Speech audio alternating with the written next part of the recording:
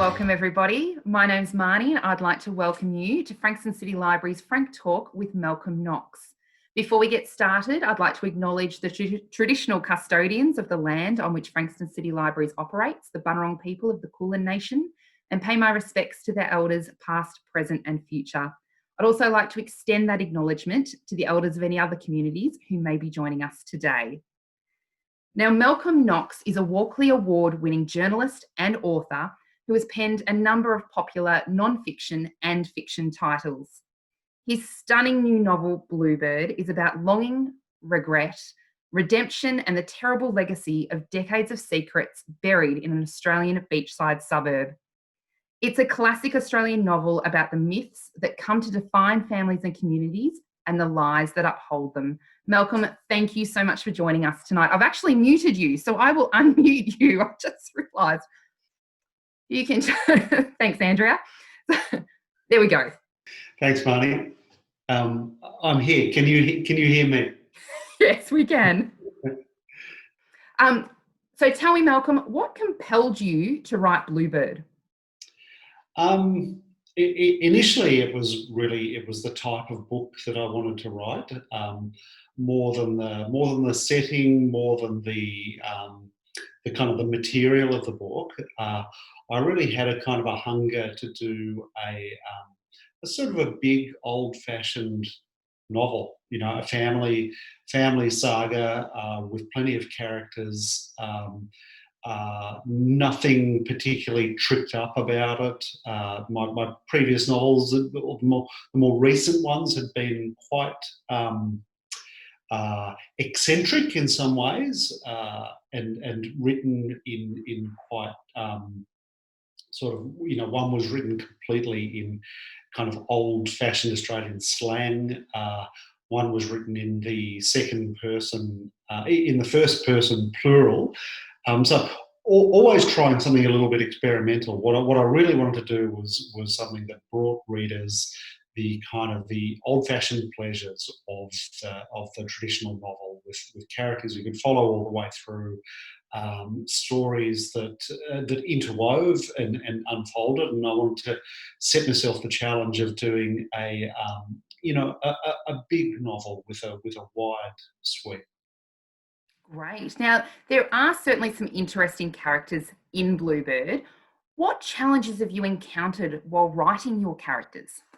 Well, the biggest challenge when you're doing a novel like that is making everything, keeping it hanging together, and getting your storylines working a little bit like an orchestra, maybe. If you're scoring a piece for different sections of the orchestra, that you've got to have them in some way, playing together, even though they're doing quite different things. And that it took a lot of drafts over quite a long period to both get all of these stories moving, moving forward, and when they met up with each other to meet up in the ways I wanted them to. And then in the later drafts, eliminate the errors that creep in, because when you're drafting a novel, you're often fixing things that have gone a little bit wrong. But when you fix them, most of the time, by fixing them, you're creating a problem somewhere else that you're not aware of. So it's very much a matter of hoping that you don't get trapped out by your own cleverness. And I've got to say, I had a fantastic editor who ended up knowing this book probably better than I knew it myself, and was able to spot things that I just hadn't got quite right. Almost she was able to pull it out of her head beyond my skills. Oh, it sounds amazing. I must say, the one thing doing these interviews that I often hear is the importance of an editor. And I am curious, this book has so many subplots and there's so much going on. How many drafts did you actually do to come to the final product, do you think? Yeah, I looked into that the other day because I couldn't remember. And there are 18 versions of it. And Now, whether you call them 18 complete drafts, or one of them might not be as thoroughgoing a draft as another. It might just be going through the whole book to fix a particular recurring problem.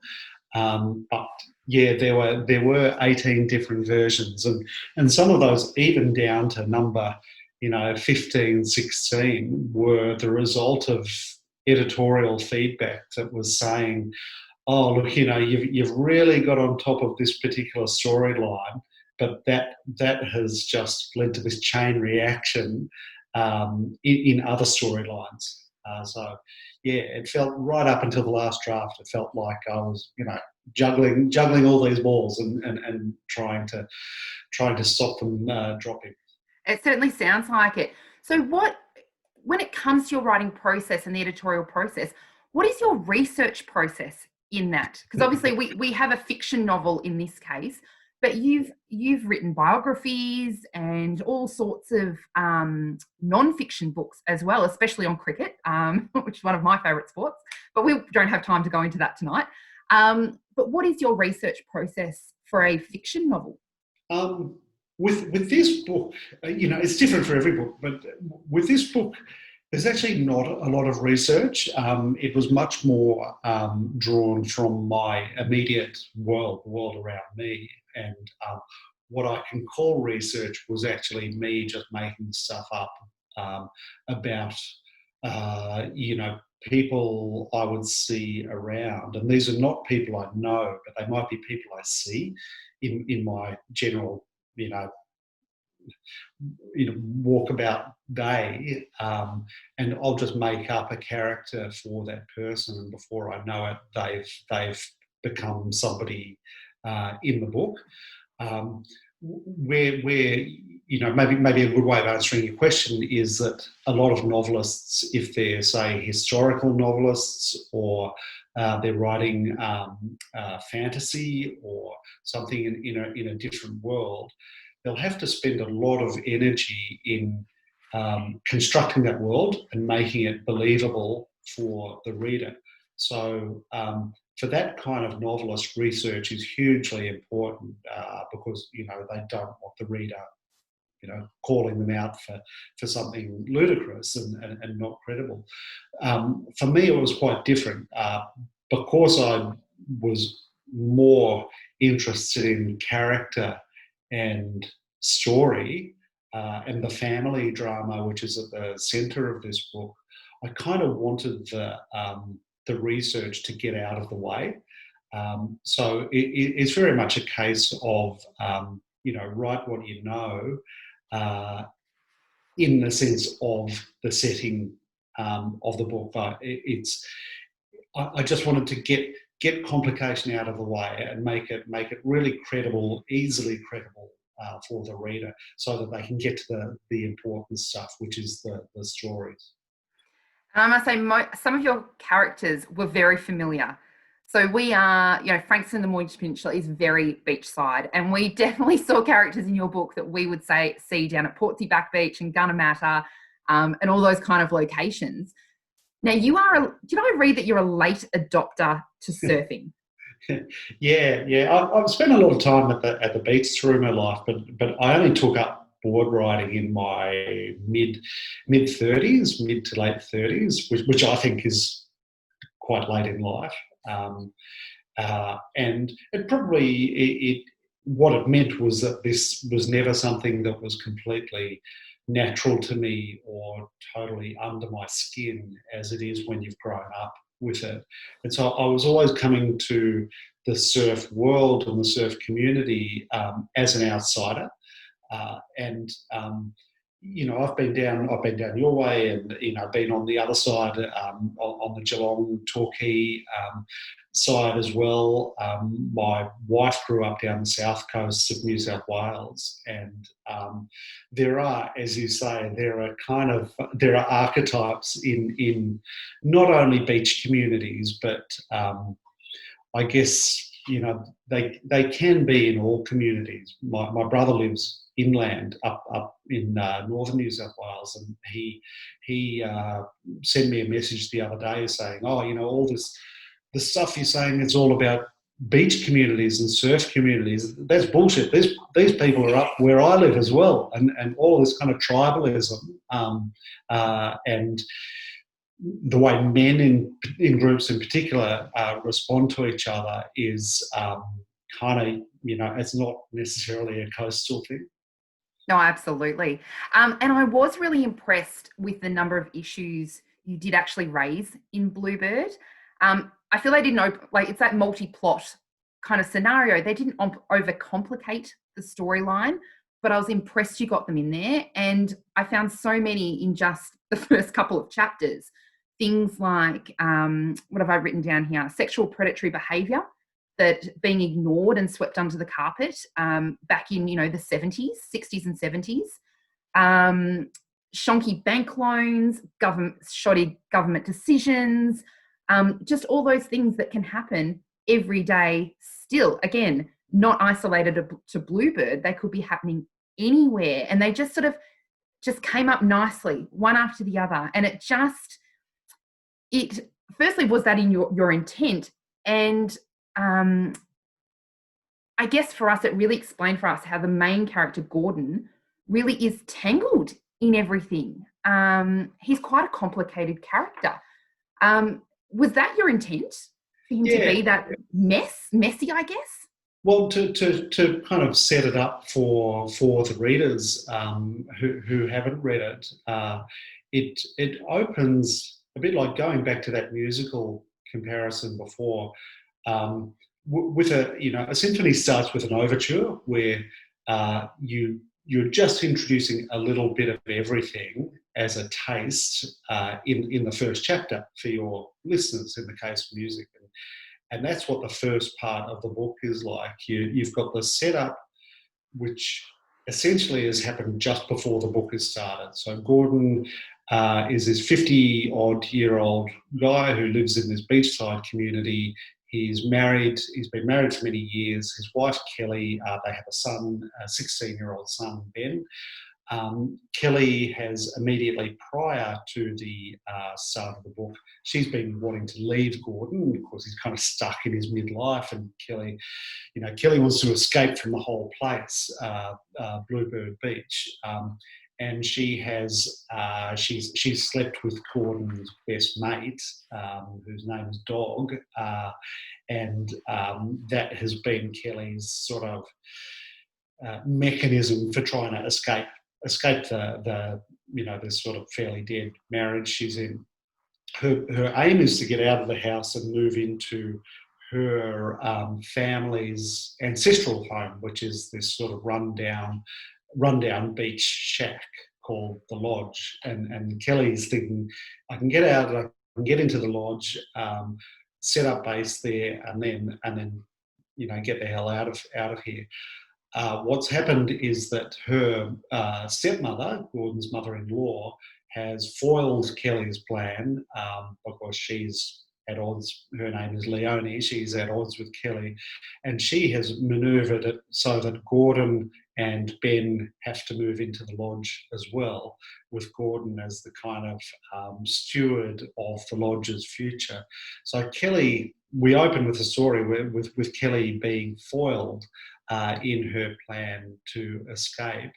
Gordon's in the situation where he really wants to keep his marriage together, and also he wants to keep this place, the Lodge, in the hands of locals, because their surrounding community is, being hit by this wave of gentrification, and different people come in, and all the good old houses are being knocked down and replaced by, mansions.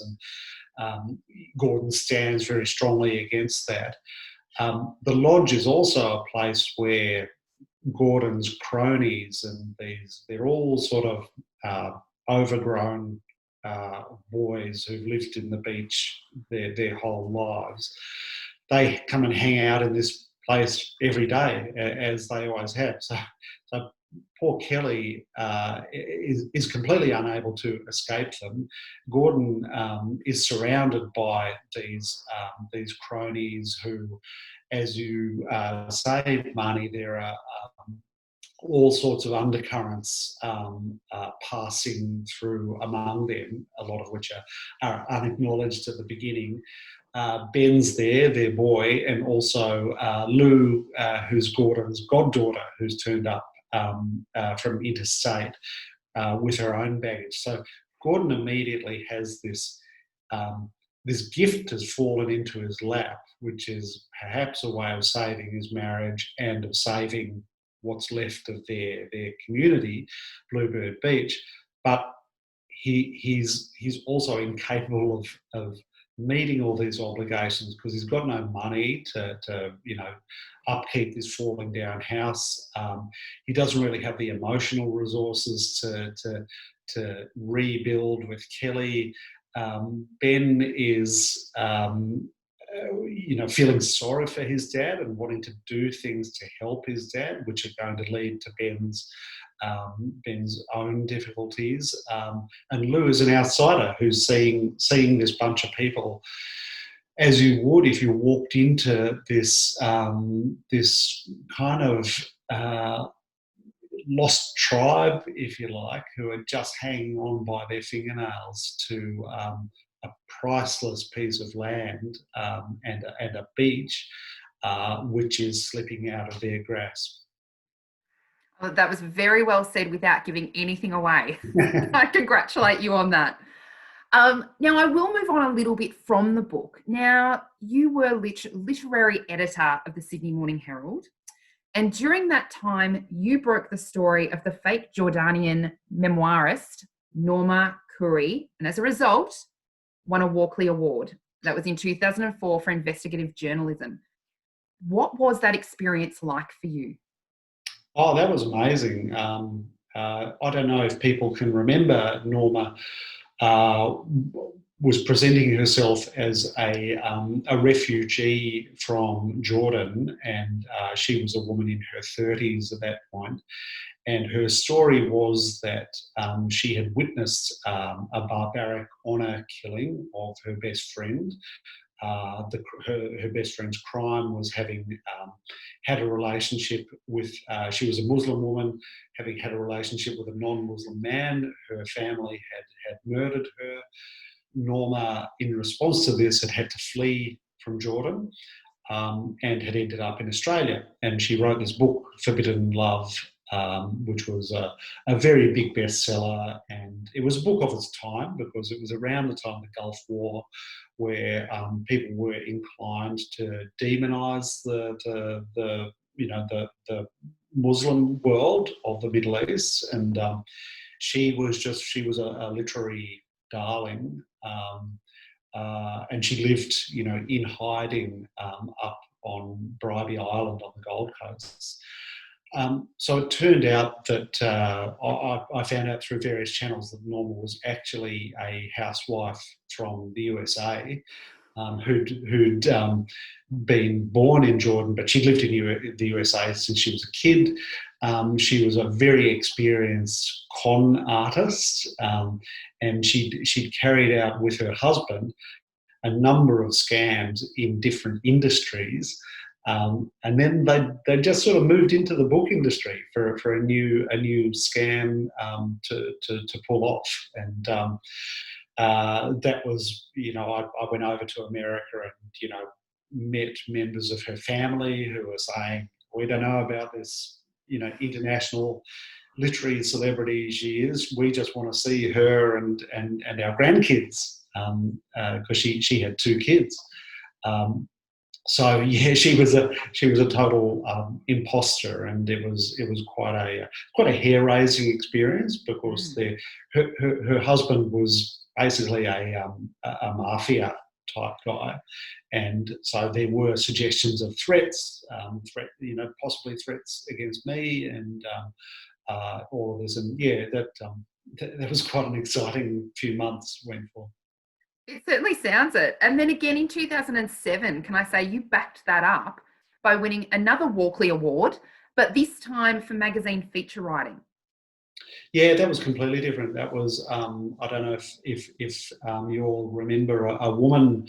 Her name was Diane Brimble, and she'd gone on a cruise ship, a sort of a pleasure cruise for a few days, and she'd ended up dying on that in pretty horrible circumstances. And I then went on a cruise of that kind myself, and reconstructed the whole story of what had happened to her. So that was not the kind of news breaking type of adventure that the Norma Curry thing was. That was more just a way of telling a story for people so they could understand what had happened, and it had all sorts of repercussions for, I guess, not only the life on cruise ships and the way people conduct themselves on cruises, but also I think the way women can be treated in her case by a group of pretty unsavoury men. Absolutely. Now, your journalism actually features very briefly, well, not briefly, but it is Gordon's backstory.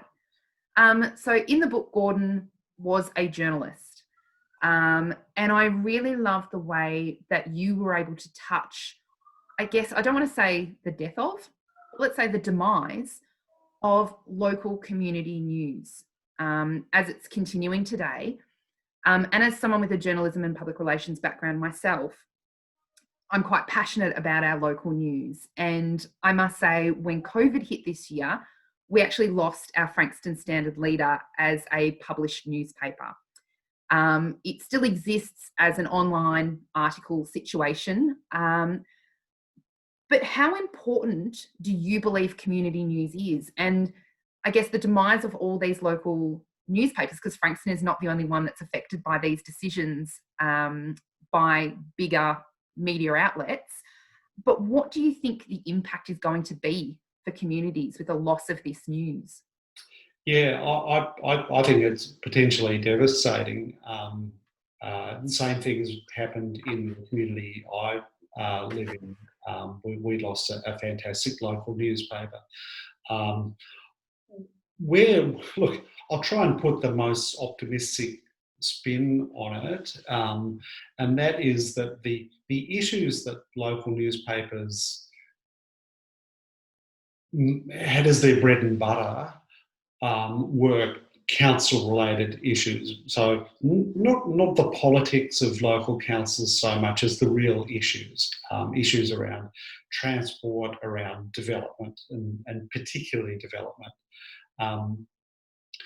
My hope is that the news gathering impulse won't disappear with the actual organs of news gathering, which are newspapers, because there are plenty of citizen journalists out there who've got their eye on really important issues to do with corruption, to do with development, to do with services to local communities, where it actually doesn't cost you anything. You don't have to set up a newspaper to start getting the news out there, getting it out online. And the challenge for people who are doing that, who are holding these bodies accountable, the challenge is to sort of connect themselves with people like you. If they're not writing for a newspaper, how do you hear about it?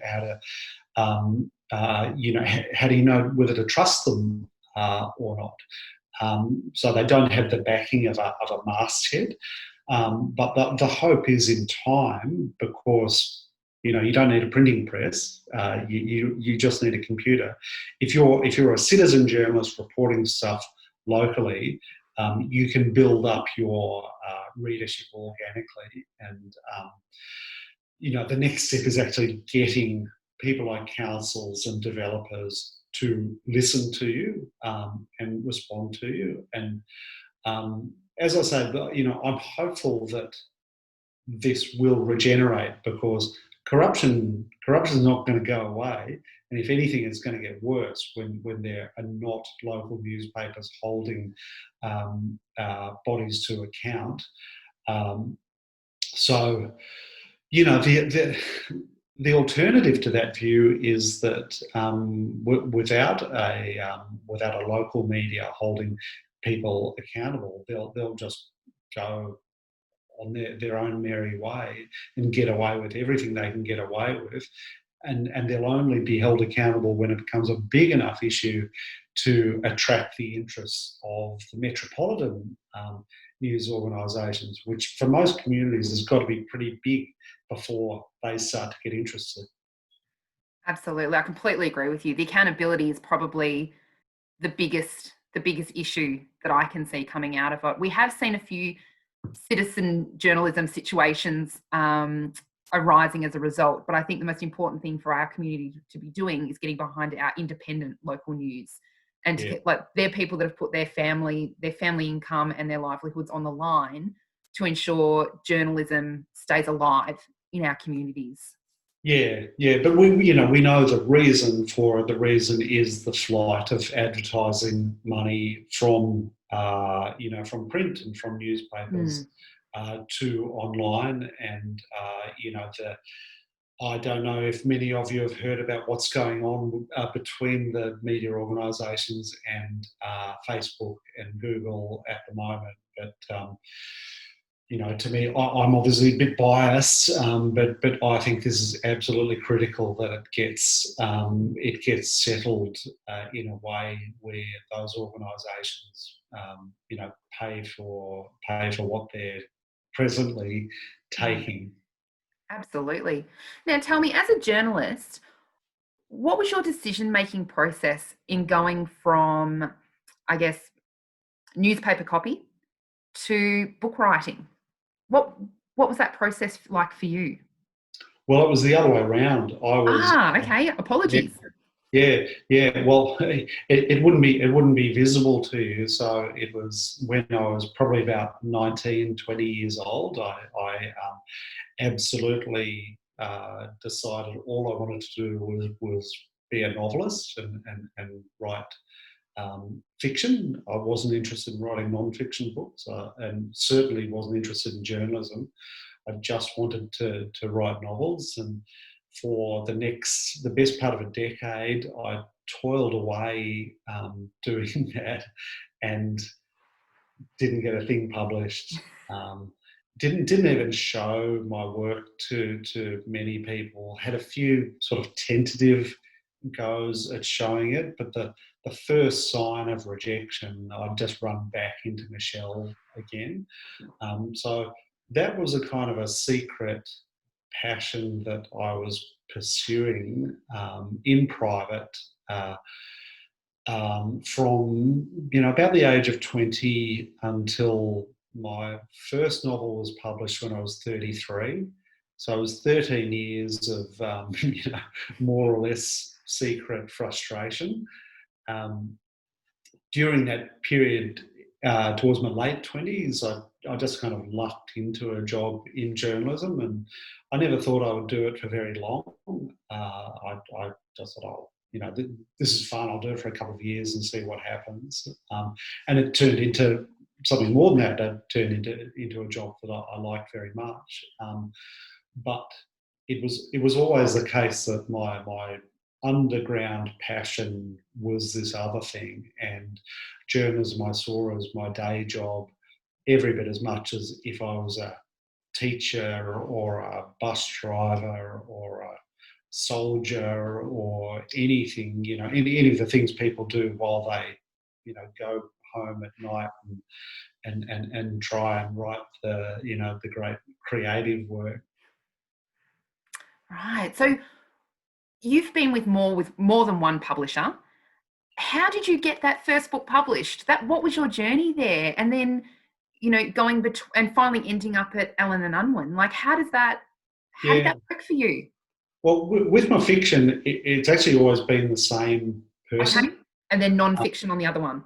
Non-fiction's been, so we'll talk about them differently. With fiction, look, it was a series of I guess lucky breaks when I was, I guess about 31, 32, and I'd written 6 or 7 complete novels by that point, and I never thought they were very good, and hadn't kind of pushed any of them out there.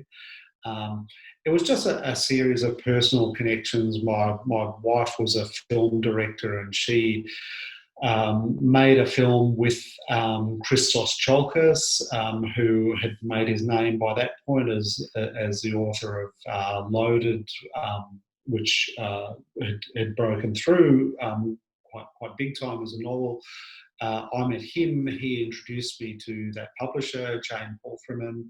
I showed her the thing I was working on at the time. She was quite encouraging, but sort of not really. And I said, "Oh no, I've got something else. I've got something else even newer that I'm working on." And it was that, that even newer thing that I showed her that she picked that up, and that was my first novel. And I published that and the second novel with her when she was at Random House, and then she changed to Alan Unwin, and I've published all of my later novels with her at Alan Unwin. Non-fiction writing for me is very much more a matter of commissioned work. Mm-hmm. So particularly with sports books, they're pretty reliable in as commercial propositions. So publishers tend to, they have a number of ideas that they generate, and then they think, well, we need somebody to write that book, so they come to me to do that. So you can see the process is completely different. A non-fiction book, you know what you're doing, the publisher knows what they want, and you follow the steps to do it, and there's a kind of a certain outcome. Whereas a novel is always just a shot in the dark, that you start on your own, you go through the whole way on your own, and then at the end you take it to the publisher and hope that they like it and hope that they want to publish it. Absolutely, with those fingers crossed. Yeah.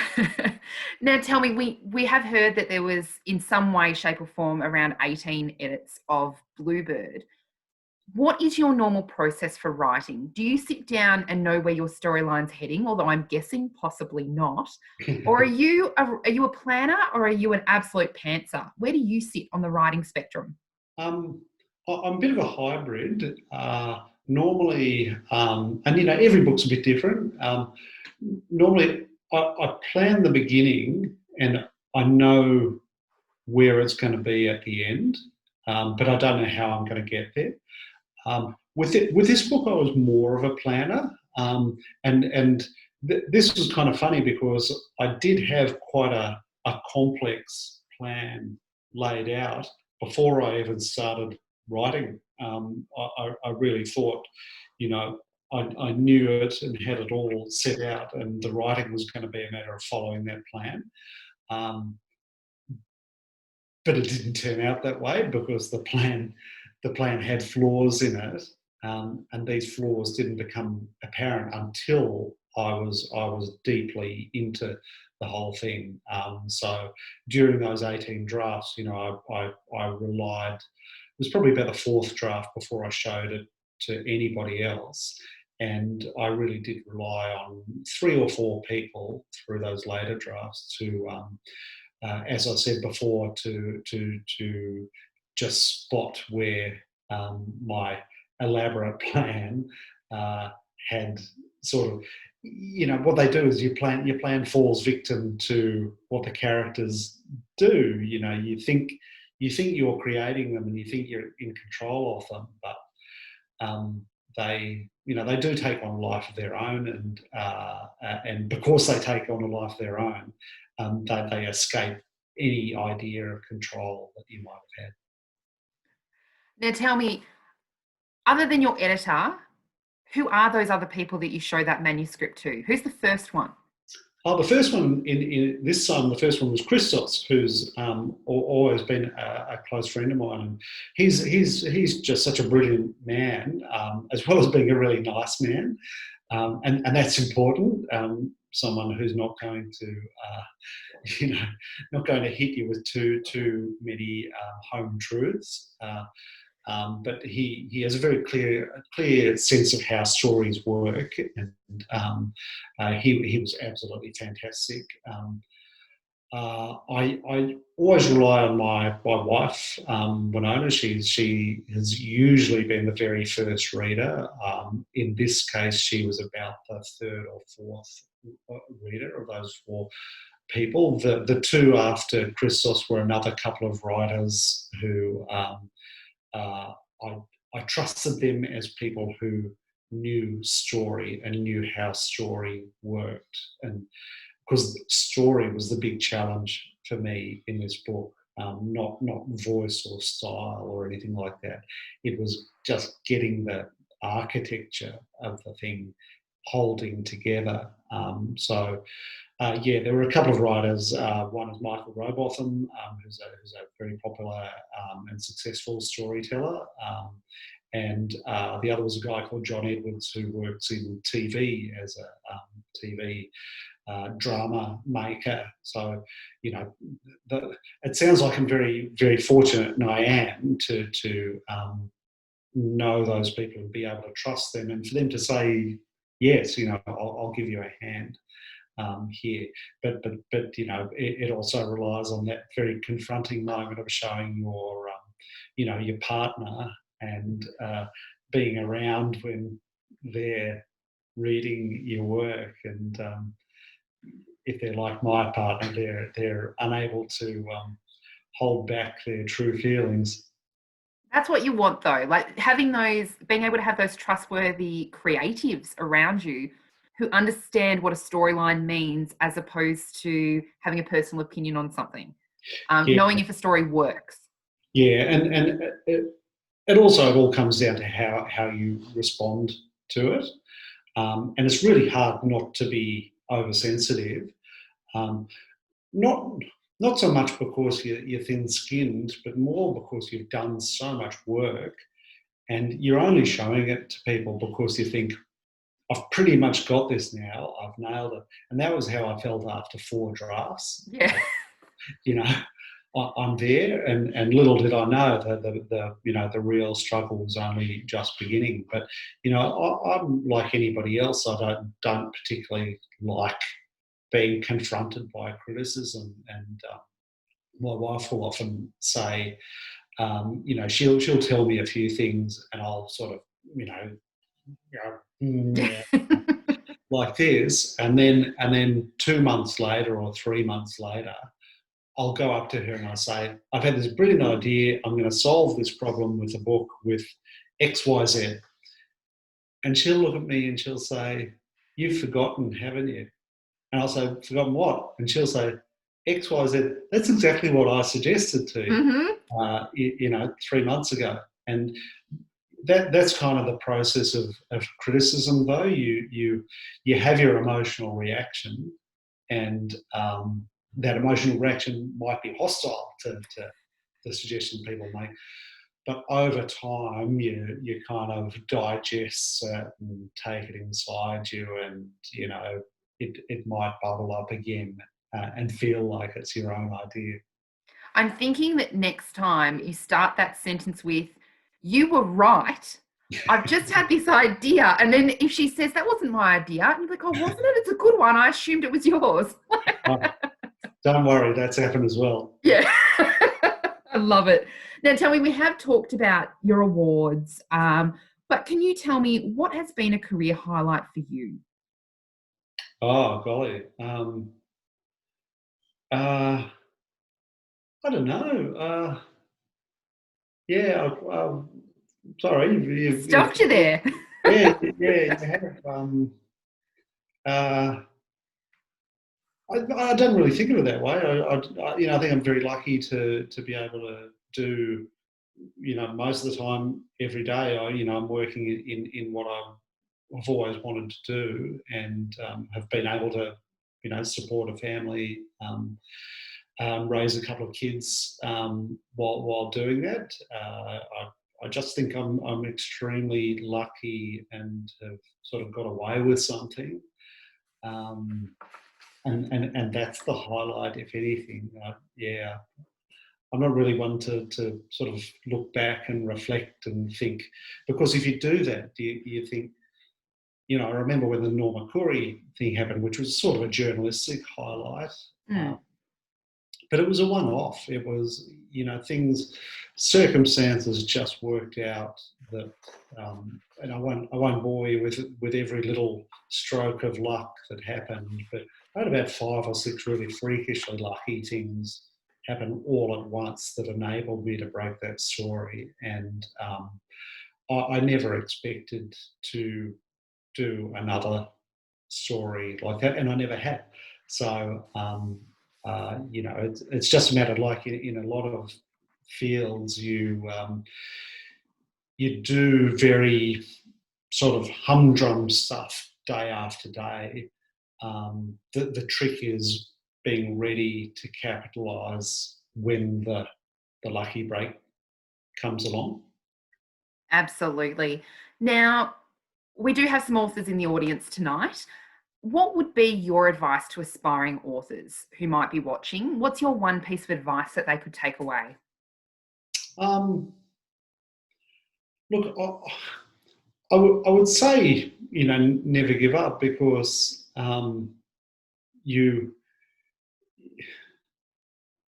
it becomes its own test, in that if it's a big enough deal and a good enough story that you're writing, you might try to give up, but it won't let you give up.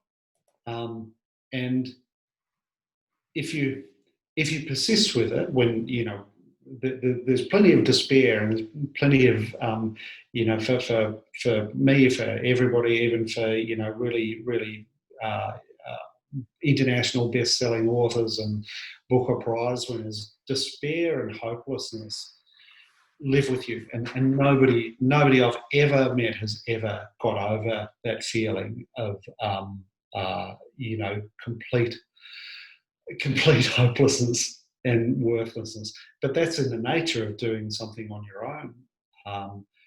You're always thrown back on your own resources, and you wouldn't be human if you didn't suffer from self-doubt. So, maybe the first thing I'd say is, don't ever think that you're alone if you're feeling it's no good, and the only response is to give up. You're undergoing the most natural human reaction that everybody goes through, and anyone who says otherwise, they're not telling the truth. So that's the first thing. Don't give up. And look, the other thing, I guess, is a bit obvious. It's doing it is its own reward. I don't think it ever gets better. And you asked me about highlights. With a book, with a novel, there's no bigger highlight than when you're on the 3rd draft or the 5th draft or the 2nd draft, and you're punching out a scene, and voices come into your head, and you can see the characters doing stuff in front of you, and you're laughing because of the comic conversation they're having, or something really moving happens between them, or just a really nifty plot twist materializes out of that dream that you're having, and the dream that you're transcribing onto the page. That's a really private pleasure, and it never gets. I don't think it ever gets any better than that. That is the highlight, and that highlight might exist in a work that doesn't end up being any good or going anywhere. I've had that with plenty of novels that have ended up just not getting published and dying on the vine. But whether it happens in those novels or novels that end up making it through the whole process, there's never any greater pleasure than that. Absolutely. And I must say, isn't that the beauty of always carrying that notebook with you? That when those random moments come, to just be able to jot them down or dictate them into Yeah. your phone or whatever it might be. And I can see some people smiling on the top there, they get it. So I must say, we are running out of time now. But Malcolm, can I congratulate the graphic designer for this absolutely exquisite cover? I think this has to be my favourite cover of the year. I am curious though, was this the first one you were shown, or were you shown a couple of covers? Pretty close to it. The other ones I was shown were variations on that, and our idea was something in the style of one of those old beer posters that were pinned up outside pubs. Yeah, I actually have a Kodak one from Phillip Island up on my wall right now. So that same, yeah. Yeah, so that was a style, and if you look at that cover really closely, it's pretty tatty around the edges. There's bits of sticky tape, and the edges are torn. Just a couple of rips up the top there. Yeah. So you can see, I think it's a beautiful cover, and it's credit to the people who did it. And for me, it conveys the idea of the dream, but the dream sort of peeling away, and it's got holes in it. Absolutely. Now tell me, what do you hope that readers will take away from Bluebird? I hope they have a good laugh, because it's intended to be a funny book, and all of the people who've read it and who've enjoyed it so far, they've enjoyed the sense of humour, I think, more than anything. But also, I just hope readers get what I get when I read a good traditional kind of novel, which is a hero or an anti-hero who goes through a lot of challenges, but ends up transformed in some way for the better out of it. And all of the little subplots that run through it, and all of the characters, they all have a story that starts here and ends up somewhere quite different. Most of them have, in some way, a happier ending. Some of them don't. But I guess to answer your question, I would like people to feel that they've spent time in a community of people that they enjoyed spending time with, for all of their flaws. Absolutely. Can I say, I haven't finished it yet, but I'm absolutely loving it. I was up to midnight reading it last night because I couldn't put it down. So, and I've moved past the initial courtroom scene. So I'm getting there. But tonight, thank you so much for joining us, Malcolm. It's been an absolute pleasure. Yeah, thank you. And thanks to everybody. I can see some of your faces, and you're still upright. So it's been really good to see you all. Absolutely. Now, Malcolm's books are available to borrow via our online library, which you can access for free with your Frankston City Libraries membership via our website. If you're not a member, you can join up straight away on our website and have immediate access. You can also pop the physical book on reserve and take advantage of our click and collect service, which has just restarted. You can also purchase Bluebird for Rob Robertson's bookshop in Frankston, and we'll have a link to their online store when we share this video across our social media channels. Keep an eye on the Frankston City Libraries website for the great Frank Talks that we have coming up. Thank you so much for joining us for tonight's Frank Talk with Malcolm Knox for Frankston City Libraries.